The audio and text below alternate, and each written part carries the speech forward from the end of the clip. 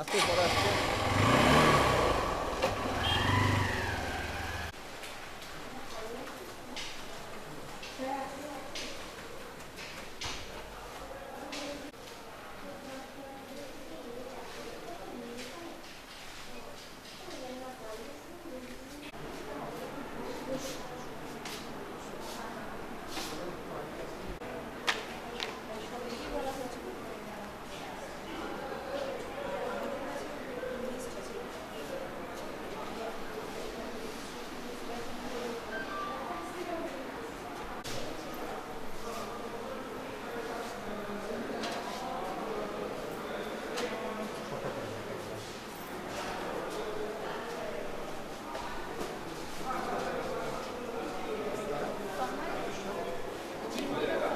চিন্ময় একটা কাজ করতে আসছে।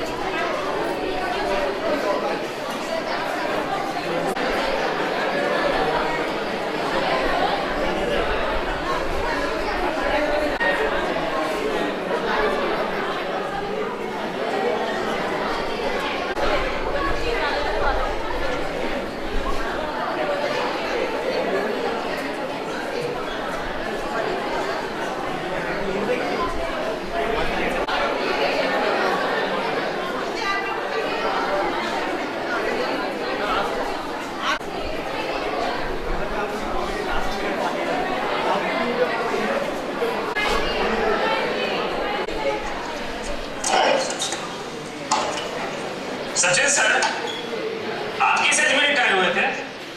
40। धोनी सर, आप किस एज में रिटायर हुए थे? 39। डिस्ट्रैक्ट कर दिया यार। डिस्ट्रैक्ट? सॉरी सर, सोच रहा था काश मेरी भी रिटायर लाइफ आप जैसी हो, रिलैक्स्ड। उसके लिए मैदान में उतरना पड़ेगा। उतरूंगा ना सर। अरे भाई यार नहीं, म्यूचुअल फंड्स के मैदान में। Mutual funds? हर महीने इन्वेस्ट करो, फ्यूचर की तैयारी करो। करोड़ों लोग इन्वेस्ट कर रहे हैं और देश के साथ आगे बढ़ रहे हैं। तुम क्यों साइड में बैठ के देख रहे हो? तो आ जाओ मैदान में। सही है सर, आप खेल लें। म्यूचुअल फंड निवेश बाजार जोखिमों के अधीन।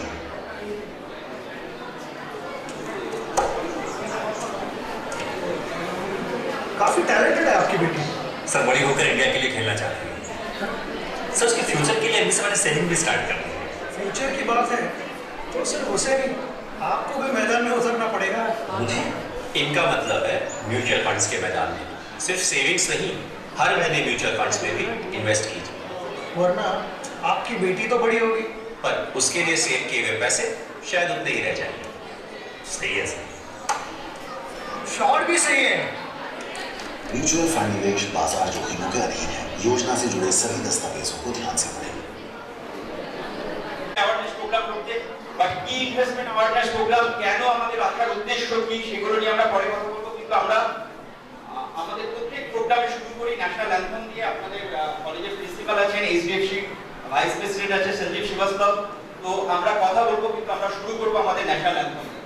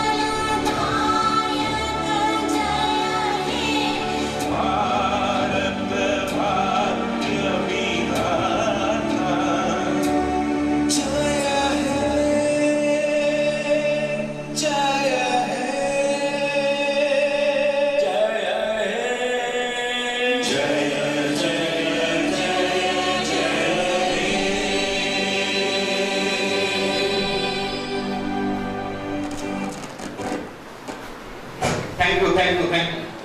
আমরা একটা নতুন পৃথিবীতে বাস করছি না বাস করছি না? আমরা একটা নতুন পৃথিবীতে বাস করছি তো? পৃথিবী যদি নতুন হয় তার প্রবলেমও নতুন হবে না পুরাতন হবে? প্রবলেমও নতুন হবে। প্রবলেম যদি নতুন হয় তাহলে সলিউশন কি হতে হবে? পুরাতন হতে হবে না নতুন হতে হবে? নতুন হতে হবে। সলিউশন তখনই নতুন হবে যখন আজকের আমিকে নতুন আমিতে কনভার্ট করব।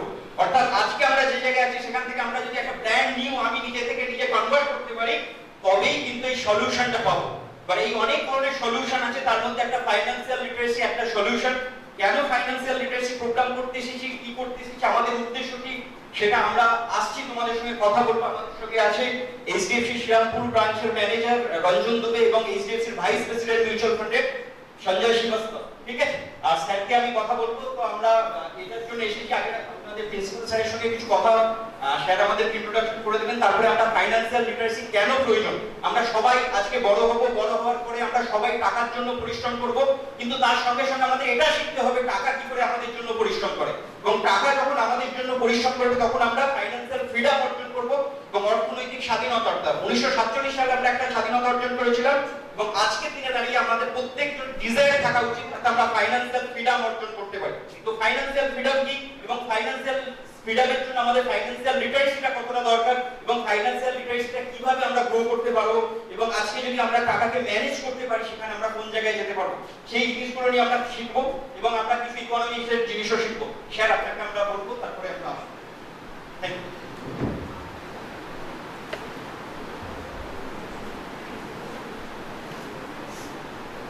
ধন্যবাদ তুই। শুরুতে দু একটা একটু অন্য কথা বলে তারপরে মূল বিষয়ে আসছি। আমাকে একটা ভূমিকা করার কথা বলা হয়েছে।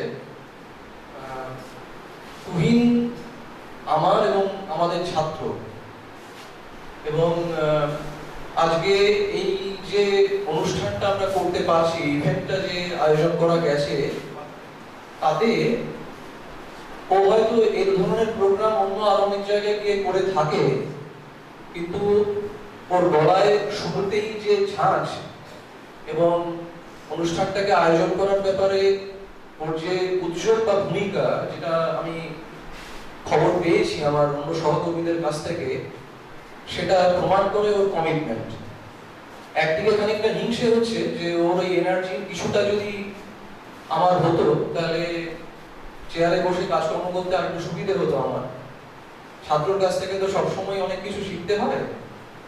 আর দ্বিতীয়ত, ও এখান থেকে গ্র্যাজুয়েশন করে যাওয়ার পরে নিজের মতো করে যে একটা পথ তৈরি করে নিয়েছে, নিজের একটা জায়গা তৈরি করেছে, এবং আমরা যে প্রোগ্রাম তৈরিতে সবকিছু কাজ করাবার চেষ্টা করছি, অর্থাৎ একজন অ্যালুমনাস হিসেবে এটা তুহিনের টাইম টু পে ব্যাক।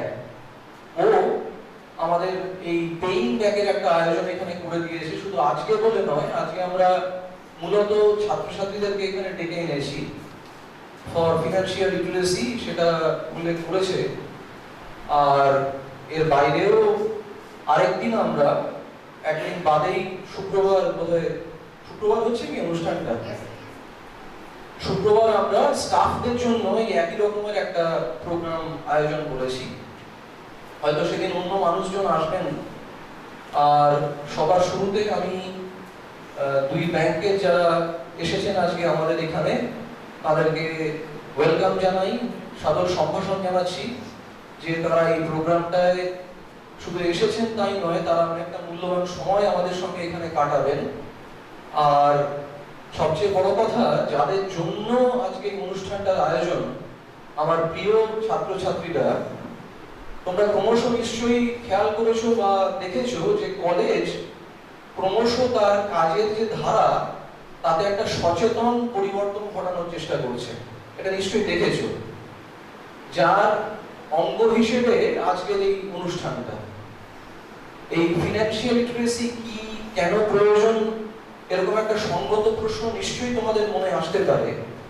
তোমাদের এটাও মনে হতে পারে যে মানে যেরকম ধরো আমাকে যদি, আমি ছাত্র থাকতাম, আমাকে যদি কলেজ থেকে বা স্কুল থেকে এরকম ভাবে বলতো যে আজকে একটা ফিনান্সিয়াল লিটারেসি মানে তো সাক্ষরতা, তাই না? এবার ইন্ডিয়ান কারেন্সি বা অন্যান্য কোনো কিছু মুদ্রা আমি চিনি না, জানি না, এরকমটা তো মোটেই নয়। সেই সাক্ষরতার জায়গাটা তো রয়েছে। তাহলে কলেজ যে আলাদা করে একটা সাক্ষরতার আয়োজন করলো তোমাদের জন্য, তাতে নিশ্চয়ই একটা পলিশিং অফ সামথিং, তোমার যে ফিনান্সিয়াল স্কিল, এই ব্যাপারে কোনো একটা কিছু একটা তোমাদেরকে ধ্যান ধারণা তৈরি করে দেওয়ার একটা গণ্ডি তৈরি করা, একটা জায়গা তৈরি করে দেওয়ার জন্য এই ব্যাপারটা। ধরো এমনি লিটারেসি নিয়ে যদি ভাবা যায়, আমরা ছোটবেলায় আমরা বর্ণ পরিচয় পড়েছি, এখন হয়তো তোমরা বর্ণ পরিচয় পড়ো না, কিন্তু যে প্রাইমার গুলো থাকে এবিসিডি, অ আ ক খ, আমার প্রথম যে অক্ষর পরিচয়, সেখান থেকে এগোতে এগোতে হাই স্কুল পেরিয়ে আমরা কলেজের গণ্ডিতে এসে পৌঁছেছি, এবং কিছুদিন পরে আবার আমরা হয়তো কেউ আরো উচ্চশিক্ষার আশায় দেশে বা বিদেশে যে যার মতো পাড়ি জমাবো, অথবা আমরা অন্য অন্য অপরাপর কাজ যেগুলো রয়েছে জীবনের সঙ্গে যেটা জড়িত, জীবিকার সঙ্গে জড়িত, সেগুলো করতে থাকবো। এখন তুমি যে অ আ ক খ এবিসিডি শিখে এসেছিলে, আর এখন যে শিক্ষাটা তোমাকে দেওয়া হয় বা যেটা তুমি করছো, তার মধ্যে একটা অ্যাডিং অন বা যেটাকে বলা হয় অগমেন্টেশন, সেটা রয়েছে। তো তুমি স্কুলের আঙিনা ছেড়ে এখন উচ্চশিক্ষার একটা ক্ষেত্রে বিরাজ করছো। তাহলে যে রুডিমেন্টারি ফিনান্সিয়াল নলেজ তুমি জীবনে বাঁচতে বাঁচতে, পরিবারের, রাস্তায়, পাড়ায় বন্ধুদের সঙ্গে থাকতে থাকতে, দুর্গাপুজোয় চাঁদা তুলতে গিয়ে যেটুকু জ্ঞান আহরণ করেছো, সেটাকে ফার্দার একটা অগমেন্টিং এর জায়গায় নিয়ে যাওয়া, এবং এটার পেছনে আমরা শুধুমাত্র যে একটা ব্যক্তিগত উন্নতি বা একটা ব্যক্তিগত একটা পরিধি হিসেবে ব্যাপারটাকে ভাবছি তাই নয়। রিসার্চ এবং স্টাডি প্রমাণ করে যে তোমার এই financial literacy, more literate you are, more empowered you will be. তোমার ফিনান্সিয়াল লিটারেসি তোমাকে একটা ফিনান্সিয়াল বা ইকোনমিক এম্পাওয়ারমেন্টের দিকে নিয়ে যাবে, এবং আমরা এই এম্পাওয়ারমেন্টটা যদি নিজেদের মধ্যে একটা শেয়ার্ড একটা অ্যাসপেক্ট হিসেবে আমরা যদি ব্যবহার করতে শিখি, তাহলে কিন্তু সমাজের উপকার, আর সমাজ যদি উপকৃত হয় তাহলে আলটিমেটলি কিন্তু দেশ উপকৃত হবে। আমি অন অ্যান অ্যাভারেজ বলছি যে ধরো যে যারা বিজনেস কমিউনিটি বলে ভারতবর্ষে পরিচিত, আমাদের এটা খুব খারাপ একটা লাগার দিক যে বাঙালিরা একটা সময়, এটা ঐতিহাসিকভাবে প্রমাণিত, যে ব্যবসা বাণিজ্যে প্রচুর কিন্তু উন্নতি স্বাক্ষর রেখেছে। চাঁদ সদাগরের গল্প যতই মিথোলজিক্যাল হোক, তার হিস্টোরিক্যাল বেসিস কিছু আছে। ভানু দত্তকে নিয়ে কবিতা ছোটবেলায় আমরা হয়তো পড়েছি। এরা একটা সময় কিন্তু রীতিমতো যাকে বলে রাজ করা, এমনকি যদি ধরো রবীন্দ্রনাথের পরিবারের দিকেও তাকানো যায়, স্বয়ং যে তার যে প্রপিতামহ, তিনিও কিন্তু সেই অর্থে একজন বড় বিজনেস টাইকুন বলতে যা বোঝায়, তিনি কিন্তু তাই ছিলেন। কিন্তু যাই হোক, বাঙালিরা এখন কিছুটা গতাসুর একটা দশার সৃষ্টি হয়েছে। যে কথাটা মূলত বলতে চাইছিলাম, যে তোমার আমার চাইতে একটা গুজরাটি পরিবারে বা একটা মারোয়াড়ি পরিবারে বা মেয়েটি হয়তো দেখা যাবে যে সে তোমার আমার চাইতে কিন্তু ফিনান্সিয়ালি মোর লিটারেট। তার কারণ তার পারিবারিক বা তার কমিউনিটি কালচারের মধ্যে এই ব্যাপারটা ঘটে। আমাকে যে সবসময় বিজনেসই করতে হবে এর বাইরে অন্য কিছু নই। আমি একটা চাকরিও করতে পারি, আমি একটা স্টার্ট আপ শুরু করতে পারি, আমি যা খুশি একটা কিছু করতে পারি, কিন্তু এই মিনিমাম যে জ্ঞানটুকু এটা আহরণ করা খুব দরকার। এবং সবচেয়ে বড় কথা সেটা হচ্ছে যে, দুটো আর ছোট কথা বলে শেষ করব। সেটা হচ্ছে যে ধরো কিভাবে কাজের ক্ষেত্র বাড়িয়ে বা এই ফিনান্সিয়াল যে অ্যাক্সেসের জায়গাটাকে বাড়িয়ে আমি আমার এই এম্পাওয়ারমেন্টের জায়গাটা, আমাকে নিজেকে যে আরো ক্ষমতায়নের যে জায়গাটা, সেটা আমি তৈরি করতে পারি। এই ইতিহাসের হাত ধরেই বলছি, ধরো একটা সময় মারোয়াড়িরা বা গুজরাটিরা দেখলেন যে বাঙালি প্রফেশনালস, মানে উকিল, ডাক্তার, এদের খুব রমরমা গোটা দেশে, বিদেশেও হয়তো তাই। তার পেছনে একটা কলোনিয়াল প্রভাবও ছিল। কিন্তু যে মুহূর্তে তারা অনুভব করতে শুরু করলো যে এটার মধ্যে একটা মানিটারি একটা গেইনের ইঙ্গিত রয়েছে, একটা বিজনেস পোটেনশিয়ালের জায়গা রয়েছে, তারা বাড়ির ছেলে মেয়েদেরকে এবার পাঠাতে শুরু করলো চার্টার্ড অ্যাকাউন্টেন্ট হতে, উকিল হতে, ডাক্তার হতে। এবং আমরা শুধু ডাক্তারি করেই ক্ষান্ত দিতাম, পরিবারের উপকার হতো, হয়তো অনেক গুণী মানুষজন তারা সমাজেরও অনেক উপকার করতেন, কিন্তু তার পরিধিটা কিন্তু তুমি যদি একটা মারোয়াড়ি এফার্ট হিসেবে একটা হসপিটাল, তার প্রবণতা থাকবে একটা নার্সিং হোম বা একটা হসপিটাল করে দেওয়া, তার যে পরিব্যাপ্ত জায়গাটা সেখানে অন্তত খুব ভালোবেসে যদি নাও হয়, আমি ধরে নিই তর্কের খাতিরে, সেখানে 500টা লোকের চাকরি হবে। নিশ্চয়ই দেখতে পাচ্ছ যে কিভাবে ইকোনমিক এম্পাওয়ারমেন্ট ছড়িয়ে যেতে থাকে। সুতরাং এই লিটারেসির জায়গাটা, আমার বোঝার জায়গাটা কিন্তু খুব বেশি বেশি করে দরকার। আর যে দ্বিতীয় জায়গাটা যেটা বলে আমি শেষ করব, সেটা হচ্ছে আমরা এই ইকোনমিক এম্পাওয়ারমেন্ট বা ফিনান্সিয়াল লিটারেসির সঙ্গে একটা জেন্ডার ট্যাগিং এ যেতে চাইছি, একটা জেন্ডার ওরিয়েন্টেশনে যেতে চাইছি। সেটা কি? আমাদের বেস্ট প্র্যাকটিসের মধ্যে আমরা কিছুদিনের মধ্যেই তো ন্যাকে যাব, আমরা উইমেন এম্পাওয়ারমেন্ট এটাকে একটা কম্পোনেন্ট হিসেবে ব্যবহার করব। এটাও একটা স্টাডিতে দেখা গেছে বা বোঝা গেছে যে খুব যারা অ্যাকমপ্লিশড মহিলা বলতে যাদেরকে বোঝায় পৃথিবীতে, তারাও ভারতবর্ষে, না তার পেছনে অনেক রকমের হয়তো সামাজিক বা সাংস্কৃতিক কারণ থাকে, অনেক সময় দেখা যায় যে তিনি হয়তো বাইরে কোম্পানি বা তার যে অর্গানাইজেশনের যে ফিন্যান্স, তার বড় বড় ডিসিশন মেকিং এ তিনি যুক্ত, তার ভার্ডিক্টই হয়তো আলটিমেট কোনো একটা পার্টিকুলার ব্যাপারে, কিন্তু বাড়িতে যখন ইট পার্টেন্স টু ফ্যামিলি ফিন্যান্স, দেখা যাচ্ছে সেখানে কিন্তু পুরুষদের একটা আধিক্য। এবং ডিফারেন্সটা হচ্ছে যে একজন পুরুষ অন অ্যান অ্যাভারেজ, একটা স্ট্যাটিস্টিক্স বলছি আমি তোমাদেরকে, তার জীবনের 30 বা 40% ইউজুয়ালি ইনভেস্টমেন্টের মধ্যে, যে ইনভেস্টমেন্টের দিকে যেতে চায় বা যেটা একেবারে তার ফ্যামিলি ফোল্ডের মধ্যে যেটা বিলং করে, সেই জায়গাটা নিয়ে সে ভাবে। অন অ্যান অ্যাভারেজ, এর এক্সেপশন থাকতেই পারে। এমনি অন অ্যান অ্যাভারেজ একজন মহিলা, তিনি যদি ফিনান্সিয়ালি এম্পাওয়ার্ড একটা জায়গায় থাকেন, তাকে যদি ডিসিশন মেকিং এর পার্ট করে নেওয়া হয়, because of her gender, her mentality, the typical mentality যেটা একজন মহিলা পোষণ করেন, তাতে দেখা গেছে 90% অফ দি ইনভেস্টমেন্ট সেটা কিন্তু হোম রিলেটেড ম্যাটারসে যায়।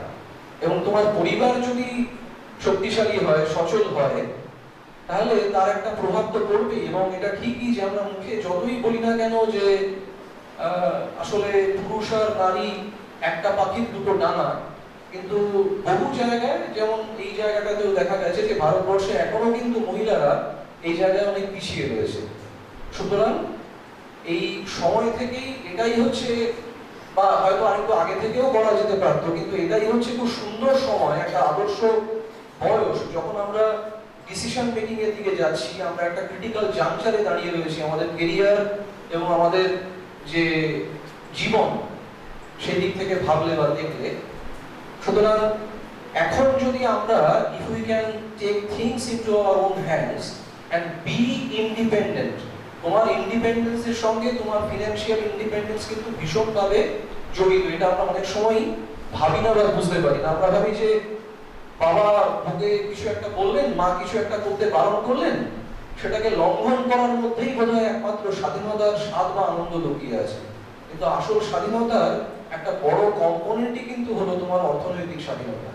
এটা আমরা অনেক সময় থিওরিটিক্যালি বই টইতে পড়ি, কিন্তু যখন সত্যি সত্যি তুমি এটা নিয়ে একটা কাজ করতে শুরু করবে, সত্যি সত্যি সচেতনভাবে ভাবনা চিন্তার জায়গায় আসবে, তখনই দেখবে যে তুমি কিন্তু তোমার জীবনকে অনেক বেটার হ্যান্ডেল করতে শিখছো। It's all about management, managing your life, and life, remember, should be lived and lived well. এই জন্যই আজকের এই অনুষ্ঠান। আমি শেষ করছি আরেকবার ধন্যবাদ জানিয়ে সবাইকে এখানে আসার জন্য, এবং really as principal looking forward to more such programs in near as also in distant future. Thank you. Yes, আমরা সবাই ফাইনান্সিয়াল লিটারেট। এটা কি? এটা কি? সবাই কাটা লিটারেট মানুষের উত্তর। এবার এটা যদি তোমার কাছে যদি ফাইনান্সিয়াল লিটারেসি থাকে, এটাকে আমরা কি বলবো জানো কেউ? এটা ইকোনমিক্যালি নাম কি? এটা ইকোনমিক্যালি নাম কি? This is called legal tender. কোনোদিনও টাকাতে পড়েছো এখানে কি লেখা থাকে? I promise to pay the bearer the sum of the value। এটা পড়েছো কোনোদিন? আমি দেখতে পাচ্ছি এখানে কি লেখা থাকে? কোন টাকায় কি লেখা আছে পড়েছো?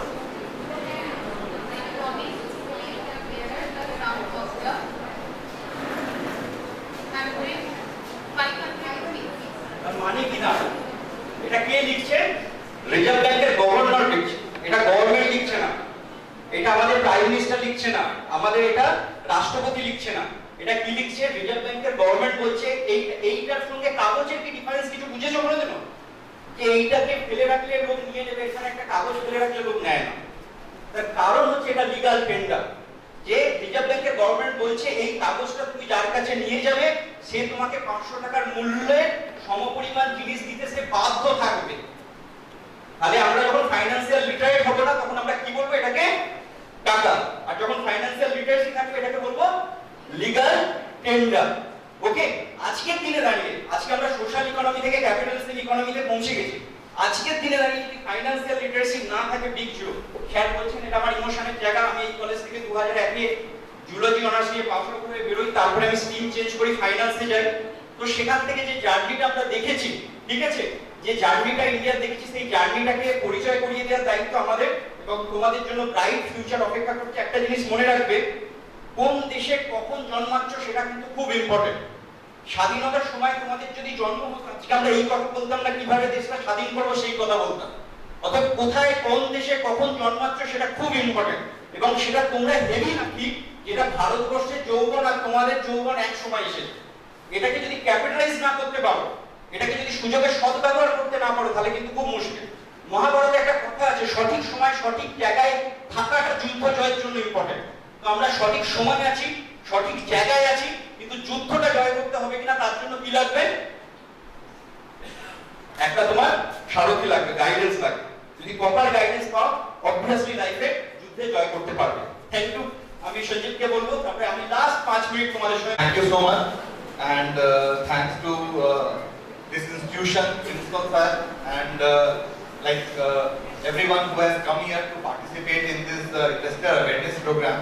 So this is basically an investor awareness program. It is initiated by SEBI. How many of you have heard the name of SEBI? Have you heard the name of SEBI? I'll tell you, SEBI is the regulator who regulates the capital market, and it is an investor awareness program where we intend to spread the financial literacy, financial awareness amongst each strata of the society. And definitely students, they are the future of the country. You people are the future of the country, and we are so blessed that now we are the part of that growth story of that we are born in the time frame where our country is growing by leaps and bounds.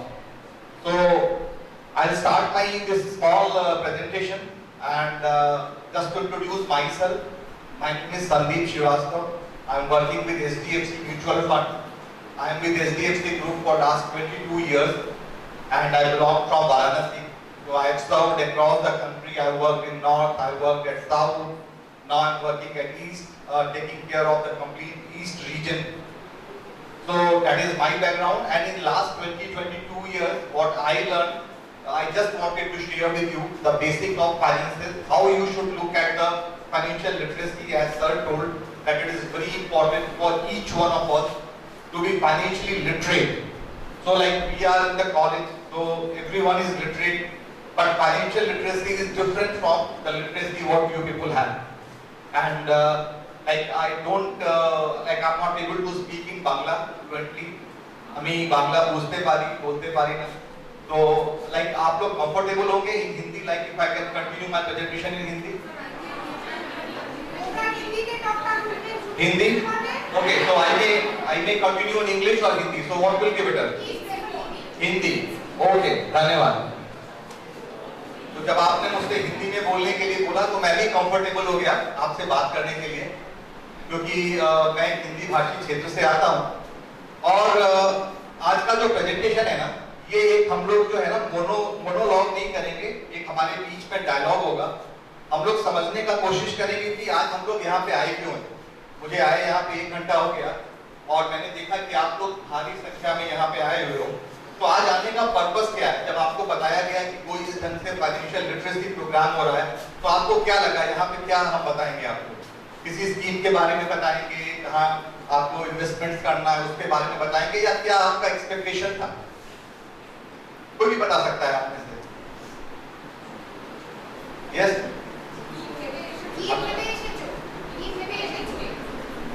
Otherwise मैं आपसे आगे पूछता हूँ, madam आपको क्या लगता है?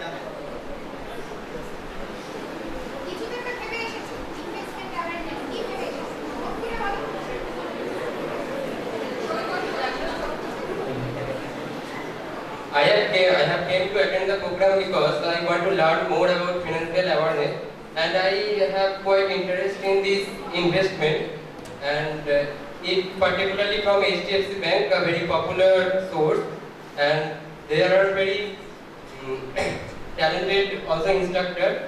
We have lucky to have them, and I also came here to attend this program to extend my financial knowledge and investment awareness. Thank you. जैसा इन्होंने बोला कि हमारा पर्पस यहाँ पे आने का जो ऑब्जेक्टिव है ना, वो ये है कि हम एक बेहतर निवेशक कैसे बने और to become a good investor.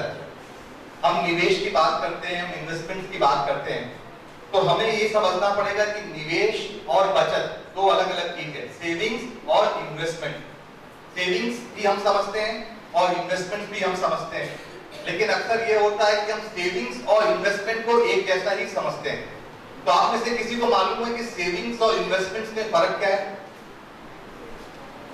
Savings क्या है और इन्वेस्टमेंट्स क्या है?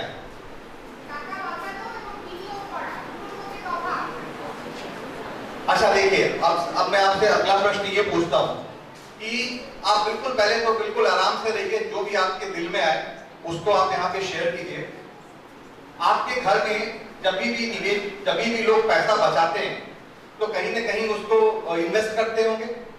आपके फैमिली में आपने देखा होगा कि लोग पैसा अर्न करते हैं, पैसा अर्न करने के बाद उस पैसे को कहीं ना कहीं हम स्पेंड करते हैं, खर्च करते हैं और कुछ पैसे को बचाते हैं। तो जो पैसे को हम बचाते हैं उस पैसे को हम क्या करते हैं? आपके फैमिली में उस पैसे से क्या करते हैं? कहीं पे उसको इन्वेस्ट करते हैं, बैंक में रखते हैं, ठीक है। तो सबसे बड़ा पैसा जो हम सेव करते हैं वो पैसे को हम बैंक में रखते हैं। और कहाँ पे पैसे को रखते हैं? LIC इंश्योरेंस में रखते हैं पैसे को। और कहाँ पे रखते हैं? Post office, very good. और कहाँ पे? गोल्ड में हम पैसा निवेश करते हैं, हम पैसे से सोना खरीदते हैं, हम पैसे से जमीन खरीदते हैं, हम पैसे को पोस्ट ऑफिस में रखते हैं, हम पैसे को बैंक में रखते हैं। और सभी को हम सेविंग्स भी बोलते हैं और सभी को हम इन्वेस्टमेंट्स भी बोलते हैं। बोलते हैं कि नहीं बोलते हैं? जो पैसा हमारा बैंक में FD के रूप में है वो भी हमारा इन्वेस्टमेंट है, जो पैसा पोस्ट ऑफिस में है वो भी हमारा इन्वेस्टमेंट है, जो पैसा हमारा सोने में निवेश है वो भी हम इन्वेस्टमेंट बोलते हैं। बट क्या ये सेविंग्स और इन्वेस्टमेंट्स दोनों हैं या इसमें कोई डिफरेंस है? या फाइनेंशियल वर्ल्ड में इसको डिफरेंट बोलते हैं? फिर तो सेविंग्स और इन्वेस्टमेंट्स एक कैसे हो गए? इसको समझने के लिए आपको समझना पड़ेगा जो सबसे ज्यादा महत्वपूर्ण जो एक कॉन्सेप्ट है उसको हम बोलते हैं महंगाई, इन्फ्लेशन। आप में से किसने इन्फ्लेशन का नाम सुना है पहले से? आप अपने हाथ ऊपर उठाइए। बस आपने सुना है? किसी और ने इन्फ्लेशन का नाम सुना है पहले? ইনফ্লেশনের বাংলা মানে মুদ্রাস্ফীতি। मुद्रास्फीति, इन्फ्लेशन, महंगाई। महंगाई किसने जानते हो? सब लोग जानते हैं तो आप अपना हाथ ऊपर उठाइए। आप लोग यंग जनरेशन है, I want more energy from this team, from this group. आप हाथ तो उठाइए। महंगाई किसने मैं पूछूंगा नहीं आकर के आपसे। এটা হচ্ছে মূল্য বৃদ্ধি।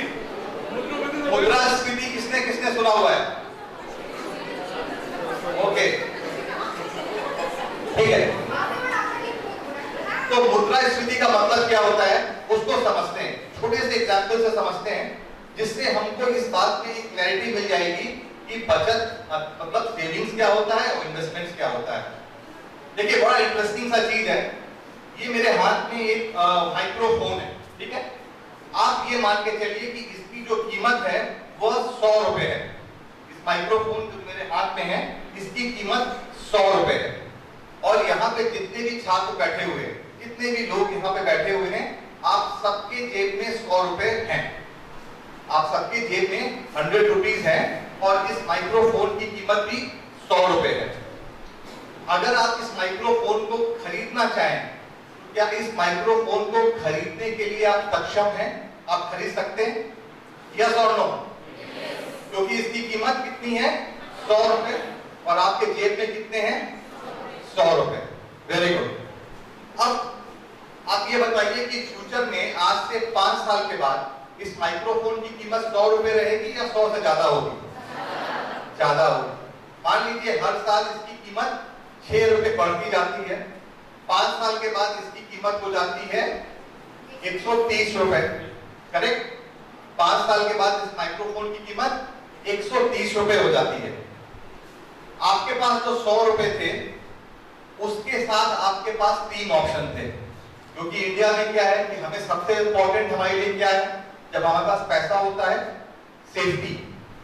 सबसे पहले हम यही देखते हैं कि पैसा हमारा सेफ है। इसीलिए हम ज्यादातर पैसा बैंक एफडी में रखते हैं, क्योंकि हमें लगता है कि वहां पे लिख के देते हैं कि आपका पैसा कितना परसेंट आपको रिटर्न मिलेगा, 6% रिटर्न मिलेगा, 5% रिटर्न मिलेगा, ऐसा आपको लिख के देते हैं। तो अभी क्या हुआ कि आपका जो पैसा है 100 रुपए था, उसके पास सबसे अधिक सेफ क्या रहेगा? उस पैसे को आपने अपने घर में रखा। बहुत से लोग पैसे को आज भी कहीं घर में, अलमारी में, कहीं पे, जैसे जब डिमोनेटाइजेशन हुआ था तो आपने देखा कि लोगों के घर से बहुत से पैसे कैश निकले।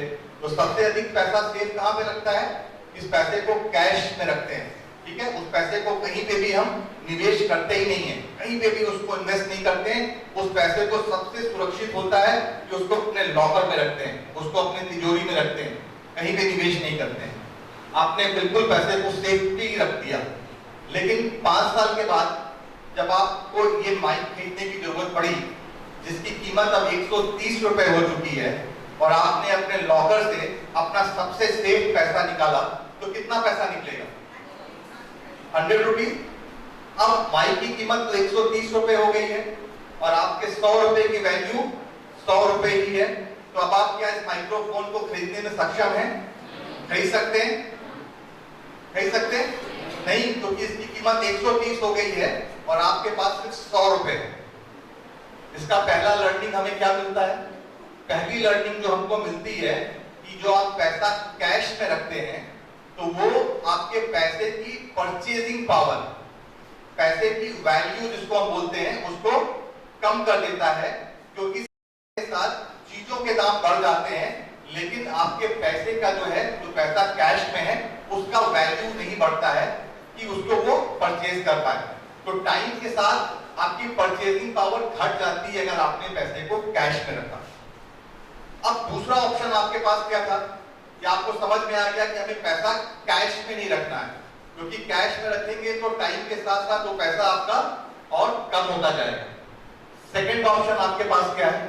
सेकंड ऑप्शन आपके पास ये है, इस पैसे को आपने कैश में नहीं रखा, जो आपने दूसरा ऑप्शन बताया था, जहां पे सबसे अधिक पैसा आज की डेट में है, वो है बैंक एफडी।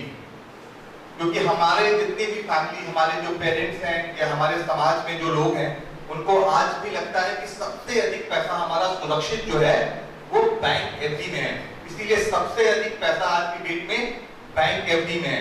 लगभग 200 लाख करोड़ रुपए जो है बैंक एफडी में निवेशित है, वहां पे जमा है। अब देखिए, बैंक एफडी में अगर आप पैसा रखते हैं और मान लीजिए कि अगर आपको वहां पे गारंटीड रिटर्न मिलता है बैंक एफडी में, ठीक है, 5 साल में अगर आपको बोलता है गारंटीड रिटर्न दे करके कि हम आपको 6% रिटर्न देते हैं, ठीक है, 6% रिटर्न देते हैं, लेकिन बैंक एफडी में जो पैसा आपने निवेशित किया है उसमें टैक्स भी लगता है। अगर आपके इनकम जो है ज्यादा है तो 30% टैक्स, नहीं तो 20% टैक्स। मैं एक आमतौर पे मानता हूं कि 20% टैक्स लगता है। तो 5 साल में बैंक एफडी का पैसा कितना हो गया? 130 रुपए 6% के हिसाब से, लेकिन उसमें 20% आप टैक्स काट दीजिए, तो कितना हुआ टैक्स कटने के बाद? आपका जो 30 रुपए पे 20 रुपए कट गया तो 124 रुपए बचा। और अगर आप और हायर टैक्स स्लैब में हैं, 30% के टैक्स स्लैब में हैं, तो आपका 30 में से 9 रुपए कट गया, 121 रुपए आपके हाथ में है टैक्स कटने के बाद। तो हुआ क्या कि अगर मान लीजिए आप हाईएस्ट स्लैब में हैं या 20% के स्लैब में हैं या 10% के स्लैब में भी हैं, तो आपका जो पैसा है 5 साल के बाद वो 130 रुपए नहीं रहेगा, 130 रुपए से नीचे रहेगा, 130 रुपए से नीचे रहेगा। तो मान लीजिए वो 124 रुपए है या 121 रुपए है या 125 रुपए है, तो क्या आप माइक खरीदने में सक्षम हैं? आप सक्षम नहीं है। क्यों नहीं है? क्योंकि माइक का दाम, माइक्रोफोन का दाम आपका जो पैसा, जो वैल्यू ग्रो किया है उससे ज्यादा है। तो इसका मतलब ये है कि दूसरे केस में भी आपका पैसा जो है वो उसकी ग्रोथ नहीं हो रही है, उसका वैल्यू कम हो रहा है, उसकी परचेजिंग पावर कम हो रही है, उसकी क्रय शक्ति कम हो रही है। तो आप समझ रहे हैं मैं आपको क्या बताना चाह रहा हूं? मेरा आपको बताने का सिंपल सा उद्देश्य है कि हम उन किसी भी इंस्ट्रूमेंट को हम निवेश नहीं मानते हैं जो कि समय के साथ जिनकी परचेजिंग पावर कम हो जाती है, जिनकी क्रय शक्ति कम हो जाती है। हम उन्हीं को निवेश मानते हैं जहां पे समय के साथ आपका जो पैसा है, आपका जो निवेश है, उसकी परचेजिंग पावर, उसकी क्रय शक्ति बढ़ जाए। तो क्रय शक्ति हम किसके अगेंस्ट देखते हैं, बढ़ रही है या घट रही है? उसको हम जो 6% है, इसको महंगाई के हिसाब से देखते हैं कि आपका पैसा जहां पे लगा है वो कम से कम महंगाई से ज्यादा आपको रिटर्न दे। 6% से ऊपर का रिटर्न अगर आपको मिल रहा है टैक्स कटने के बाद, तो ही आप इस माइक्रोफोन को खरीद सकते हैं। अगर कहीं पे आपने निवेश किया जहां पे आपको 8% का रिटर्न मिलता है, 8% का रिटर्न मिलता है, तो 6 साल में आपको आपका जो निवेश है उसका वैल्यू कितना हो जाएगा? 148। और माइक्रोफोन की कीमत है 30 रुपए, 130, और आपका पैसे का वैल्यू हो गया 148। अब आप माइक्रोफोन खरीद भी सकते हैं और 18 रुपए आप अपने साथ अपने पास रख भी सकते हैं। तो हमारी जो तलाश है, जब हम निवेश की बात करते हैं, तो हमारी जो तलाश है वो तलाश है ऐसे इंस्ट्रूमेंट्स को खोजने की, ऐसे जगह पे निवेश करने की जहां पे तो आपको रिटर्न आता है टैक्स कटने के बाद वो महंगाई से ज्यादा आता है, महंगाई को हम हरा सके, महंगाई को बीट कर सके। तो आपने जितने भी अभी आपने इंस्ट्रूमेंट बोले, पोस्ट ऑफिस, चाहे आपने बैंक एफडी बोला, चाहे इंश्योरेंस बोला, चाहे कहीं गोल्ड बोला, आप हर जगह पे देखिए कि जो मेरा टाइम फ्रेम है, किस समय के लिए हम निवेश कर रहे हैं, उस समय में क्या मेरा निवेश जो है महंगाई को हरा पाएगा या उससे हार जाएगा। अगर आपका निवेश जो है, जो आपने पैसा बचत अपनी लगाया हुआ है, अगर वो महंगाई से हार गया तो वो एक सही निवेश नहीं होगा। आपके पैसे की परचेजिंग पावर घट जाएगी, आपको अंदर से संतोष होगा कि मैंने जहां पे निवेश किया है वो सुरक्षित है, लेकिन वो सुरक्षित नहीं है, क्योंकि जब वो सक्षम ही नहीं है समय के साथ चीजों को परचेज करने में, तो हम वहां पे कहीं ना कहीं से हार जाते हैं। तो अब प्रश्न ये उठता है कि ये तो हमको क्लियर हो गया कि हमें इन्फ्लेशन को बीट करना है, लेकिन इन्फ्लेशन को बीट करने वाले इंस्ट्रूमेंट्स कौन कौन से हैं, हम कहां पे निवेश करें, हम किस जगह पे निवेश करें और कैसे निवेश करें कि हम इन्फ्लेशन को बीट कर पाए। तो आपको कोई ऐसा इंस्ट्रूमेंट मालूम है, कोई ऐसी जगह मालूम है जहां पे कि हम इन्फ्लेशन को बीट कर सकते हैं? मैं आपको एक आपको दिखाता हूं हिस्टोरिकल।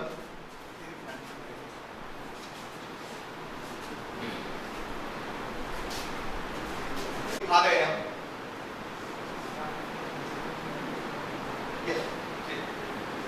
हम, ये फॉलोस को बड़ा कर सकते हैं।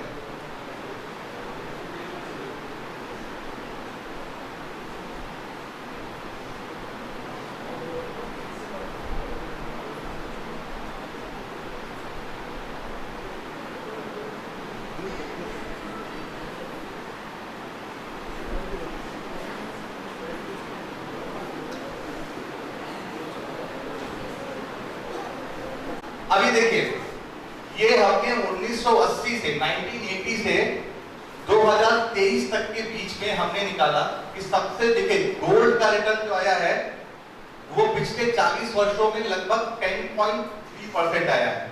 ओके, बैंक एफडी का रिटर्न जो एवरेज है वो लगभग 8% के आसपास है, 7.96, और इन्फ्लेशन है 7.55। ओके, तो ये आप देखिए कि गोल्ड और बैंक एफडी ने इन्फ्लेशन को बहुत मामूली अंतर से हराया है। लंबे समय में गोल्ड और एफडी ने महंगाई को बहुत मामूली अंतर से हराया है। लेकिन अगर हम टैक्स भी लगा देते हैं ना, ये बिना टैक्स का है, अगर हम इसमें टैक्स कर देते हैं ना तो शायद गोल्ड और बैंक एफडी इन्फ्लेशन से भी नीचे का रिटर्न देते हैं। मतलब इन्फ्लेशन को हरा नहीं पा रहे हैं, बीट नहीं कर पा रहे हैं। बट अनफॉर्चुनेटली जो सबसे अधिक इंडिया में सोसाइटी में जो पैसा लगा हुआ है या तो गोल्ड में लगा हुआ है या बैंक एफडी में लगा हुआ है। और ऊपर जो देखिए जो ग्रीन कलर का जो आपको दिख रहा है वो 15.69% रिटर्न दिख रहा है। ये रिटर्न जो है ये सेंसेक्स का रिटर्न है, जिसको कि हम इक्विटी का रिटर्न बोलते हैं। सेंसेक्स का नाम किसी ने सुना है? सुना है आपने सेंसेक्स का नाम? आपने सुना है? देखिए सेंसेक्स क्या है कि ये इक्विटी मार्केट है। इक्विटी का नाम सुना है आपने? इक्विटी क्या होता है? जो कंपनियां होती हैं, इस तरीके से आप बिजनेस होता है, ठीक है? तो बिजनेस में दो तरीके के पैसे होते हैं। अगर मान लीजिए मैं एक बिजनेसमैन हूं, आपको मैं बेसिक कॉन्सेप्ट बता रहा हूं इक्विटी एक्चुअली वर्क कैसे करता है। मान लीजिए मैं एक बिजनेसमैन हूं, ठीक है, और मेरी कोई बहुत अच्छी एक दुकान है, काफी अच्छा नाम है मेरा, कोई एक रेस्टोरेंट है मान लीजिए, वो काफी अच्छा काम कर रहा है। म्यूचुअल फंड इन कंपनियों में आपसे पैसा लेता है, आप जैसे लाखों निवेशकों से पैसा लेता है, उस पैसे को इकट्ठा करता है, जिसको हम बोलते हैं पैसे को पूल किया। उस इकट्ठा किए हुए पैसे को हम निवेश करते हैं, उस पैसे को इन कंपनियों में निवेश करते हैं, चाहे वो सेंसेक्स की कंपनी हो, चाहे वो 50 कंपनियों का निफ्टी हो, चाहे 100 कंपनीज का इंडेक्स हो, हम वहां पे निवेश करता है म्यूचुअल फंड। और वहां पे जब निवेश करता है और जो रिटर्न बनता है वो आपको पास ऑन करता है, वो आपको वापस करता है। तो इस ढंग से म्यूचुअल फंड इक्विटी मार्केट में पैसा लगाता है। सेम वे में जो मेरे बहुत सारे साथी लोग हैं जिन्होंने बोला कि उनको इक्विटी में नहीं चाहिए, उनको डेट में चाहिए, तो इन कंपनीज को, जो बड़ी कंपनियां हैं, इनको पैसा दोनों तरीके से उठाती हैं। इक्विटी के माध्यम से भी पैसा लेती हैं आपसे और डेट के माध्यम से भी लेती हैं, जहां एक गारंटीड आपको रिटर्न की बात करती है कि ये आपको पैसा जो है इतने % से हम आपको वापस करेंगे, जिसको हम डेट मार्केट बोलते हैं। तो म्यूचुअल फंड डेट मार्केट में भी पैसा लगाता है और इक्विटी मार्केट में भी पैसा लगाता है, और जो रिटर्न बनता है वो आपको पास ऑन करता है। तो म्यूचुअल फंड का जो रिटर्न है, अगर पिछले 40 सालों में देखेंगे तो म्यूचुअल फंड का जो रिटर्न होता है वो उसी लाइन में होता है जिस लाइन में ये आपका मार्केट, जिसको कि हम सेंसेक्स बोलते हैं, वो बढ़ता है, उसी लाइन में म्यूचुअल फंड का रिटर्न भी है। तो पिछले 30 साल, 35 साल, 40 साल में अगर देखेंगे या पिछले 20 या 25 साल में भी देखेंगे तो म्यूचुअल फंड ने जो रिटर्न दिया है वो इसी लाइन में है। 12 से 15% का रिटर्न म्यूचुअल फंड ने आपको जनरेट करके दिया है। और बिलीव कीजिए 12 से 15% का रिटर्न एक बहुत बेहतरीन रिटर्न होता है अगर आप उसको कंपाउंडेड वे में देखते हैं, चक्रवृद्धि ब्याज जिसमें हम बोलते हैं, जहां पे 1 का 2, 2 का 4 और 4 का 8 होता है। तो ये रिटर्न आपको मिलता है थ्रू म्यूचुअल फंड। तो म्यूचुअल फंड में ये रिटर्न आया कैसे? क्योंकि सेंसेक्स में ये रिटर्न आया, तो ये जो टॉप 30 कंपनी का जो रिटर्न है, इसको ध्यान रखिएगा, ये 15.5% का रिटर्न है। अब मैं आपको दूसरा एक फिगर दिखाता हूं, बस और ऊपर, बस सही सही। अब देखिए इस चार्ट को आप बहुत ध्यान से देखिएगा, क्योंकि अगर मैं आपको ये बोलूं कि जो रिटर्न आया पिछले 20 सालों में, 30 सालों में, ठीक है, 40 सालों में 15-15.5% का रिटर्न दिया सेंसेक्स ने, तो आप पैसे को निवेश कीजिए म्यूचुअल फंड में, आप निवेश कीजिए, तो आप उससे ये जरूर प्रश्न पूछेंगे कि जो रिटर्न आया 30% का या ये 15% का रिटर्न आया या जो 12% का रिटर्न आया, ये तो एक गए जमाने की बात हो गई। ये तो पहला रिटर्न आ चुका, अभी आप क्या गारंटी करेंगे कि आगे भी ये रिटर्न आएगा?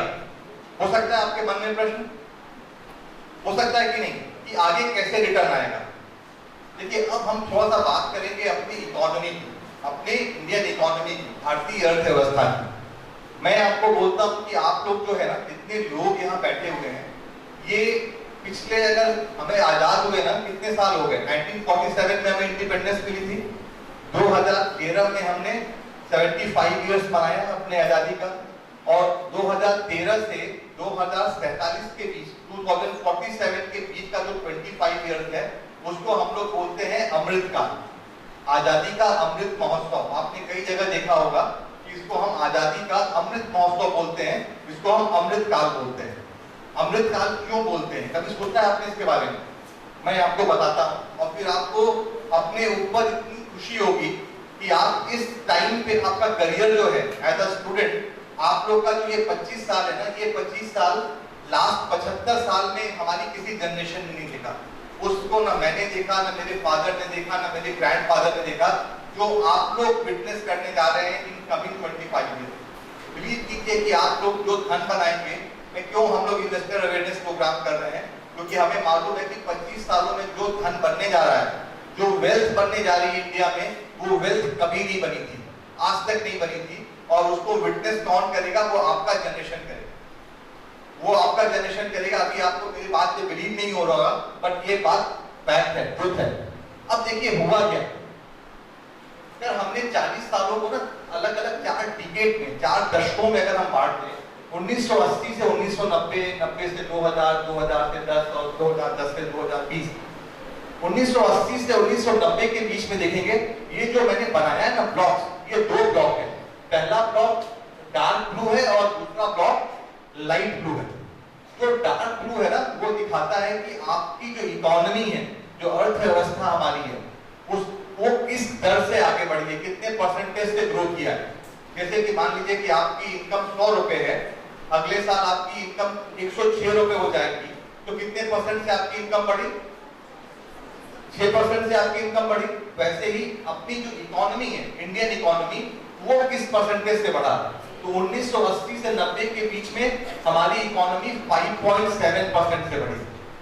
90 से लेके 2000 के बीच में 5.8%, 2000 से 2009 के बीच में 6.3 और 2010 से लेके 2023 तक में 6.1। हर साल इतने on an average her decade में हमारी इकोनॉमी इतने परसेंटेज से ग्रो किया। और ऊपर वाला जो लाइट ब्लू वाला ब्लॉक है ना, वो दिखाता है कि इस समय इन्फ्लेशन कितना था, महंगाई, चीजों के दाम कितने बढ़े थे। हमारी इकोनॉमी 5.7% से बढ़ी, लेकिन जो इन्फ्लेशन है, जो महंगाई है, वो 9% से ऊपर थी। दूसरे वाले ब्लॉक में देखिए वो 9.5% थी, 10 साल का एवरेज है, फिर 5.5 और 6.5, 6.4। जब इन दोनों को हम जोड़ देते हैं ना, महंगाई को और हमारी जीडीपी ग्रोथ को, जो नीचे वाला है ना, जिस दर से इकोनॉमी बढ़ती है, उसको जीडीपी ग्रोथ बोलते हैं। जीडीपी का नाम सुना है आपने? सुना होगा आप में से बहुत से लोगों ने, जो कॉमर्स या इकोनॉमिक्स के लोग हैं, और सबको जानना चाहिए आज की डेट में, क्योंकि आप लोग अमृत काल में सबसे ज्यादा आप लोग ग्रो करने वाले लोगों में से हैं। जीडीपी का मतलब होता है ग्रॉस डोमेस्टिक प्रोडक्ट, कि हमारा देश किस दर से आगे बढ़ रहा है, उसको जीडीपी बोलते हैं। आप लोग न्यूज देखते होंगे, न्यूज़पेपर पढ़ते होंगे, हर जगह जीडीपी ग्रोथ की बात होती है कि भारत सबसे तेजी से बढ़ती हुई अर्थव्यवस्था है। हमारी जीडीपी वर्ल्ड की one of the fastest GDP है। तो ये 5.7 जीडीपी ग्रोथ है और 9.2 इन्फ्लेशन है, महंगाई। जब दोनों को हम जोड़ते हैं तो टोटल जो ग्रोथ होती है उसको हम बोलते हैं नॉमिनल जीडीपी। क्या बोलते हैं? Nominal GDP. तो 5.7 और 9.2 को जोड़ते हैं तो नॉमिनल जीडीपी आती है 14.9, मतलब लगभग 15%। और हर डिकेड में देखेंगे कि हमारी जीडीपी 15% के आसपास है, नॉमिनल जीडीपी। और जो इक्विटी मार्केट का रिटर्न आया था वो कितना था? 15-15.5%।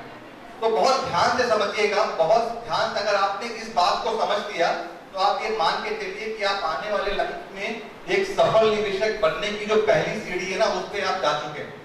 आपको लाइफ लॉन्ग बस ये चीज समझनी है और आपका इन्वेस्टमेंट जर्नी समझिए स्टार्ट हो गया है। कि आपका जो जीडीपी का ग्रोथ है, नॉमिनल जीडीपी, और जो आपका इक्विटी मार्केट का रिटर्न है वो लगभग बराबर होता है। इक्विटी मार्केट का रिटर्न जो सेंसेक्स है वो मैंने आपको क्या दिखाया था, कितना है, 15 पॉइंट कुछ था। वेरी गुड, बहुत अच्छा। तो इसका clap to the equity market का रिटर्न जो है वो 15.5% के हिसाब से था, अब 15.6%, और हमारी नॉमिनल जीडीपी की 15% से ग्रो कर रही है। यस मैडम, ये आपके लिए। तो इक्विटी मार्केट का रिटर्न 15.5, जो मैडम ने बताया 15.6 था इक्विटी मार्केट का रिटर्न। अब मैम कभी नहीं भूलेंगे इक्विटी मार्केट का रिटर्न लाइफ में, भूलेंगे आप कभी? 1979 से अब तक 15.6, और हमारा जीडीपी का ग्रोथ, नॉमिनल जीडीपी का ग्रोथ, जो कि जीडीपी और इन्फ्लेशन का जोड़ होता है, वो भी 15% के आसपास है। इसका मतलब ये हुआ कि जीडीपी और मार्केट एक ही दिशा में चलते हैं। तो इसीलिए हम लोग इकोनॉमिक्स में बोलते हैं, फाइनेंस में बोलते हैं कि जो मार्केट होते हैं ना, ये रिटर्न जो होते हैं, they are the slaves of the earnings. जिस दिशा में आपका जीडीपी जाता है उसी दिशा में मार्केट का रिटर्न जाता है। और सेंसेक्स है क्या? सेंसेक्स मैंने बताया कि जो टॉप 30 कंपनीज जो लिस्टेड है, इंडिया की जो टॉप 30 कंपनीज मार्केट कैपिटलाइजेशन के हिसाब से जो लिस्टेड कंपनी होती है, उनको हम सेंसेक्स बोलते हैं। तो अगर आपका, जाहिर सी बात है, अगर आपका देश ग्रो कर रहा है तो तभी ग्रो कर रहा है जब कंपनीज भी ग्रो कर रही हैं। तो सेम होता है, यही रीजन है। अब हमें समझ में आ गया कि रिटर्न क्यों आया सेंसेक्स का, क्योंकि हमारी नॉमिनल जीडीपी ग्रो किया। अब आगे रिटर्न क्यों आएगा, क्यों सेंसेक्स पे रिटर्न आएगा, वो समझने के लिए हमको समझना पड़ेगा कि आने वाले 10 साल में हमारा जीडीपी ग्रो करेगा या नहीं करेगा। आप में से कितने लोगों को लगता है कि आने वाले 10 इयर्स में हमारे देश की जीडीपी ग्रो करेगी, हमारा देश आगे? প্রোগ্রাম আমাদেরকে প্রেজেন্ট করার জন্য আশা করছি আগামী দিনেও আমরা আপনাদের সহযোগিতা পাবো। এরকম ফিনান্সিয়াল লিটারেসি প্রোগ্রাম আরো আমরা বড় রূপে করতে পারবো, এই আশা রেখেই এই প্রোগ্রাম শেষ করছি। সকল স্টুডেন্টসদের অনেক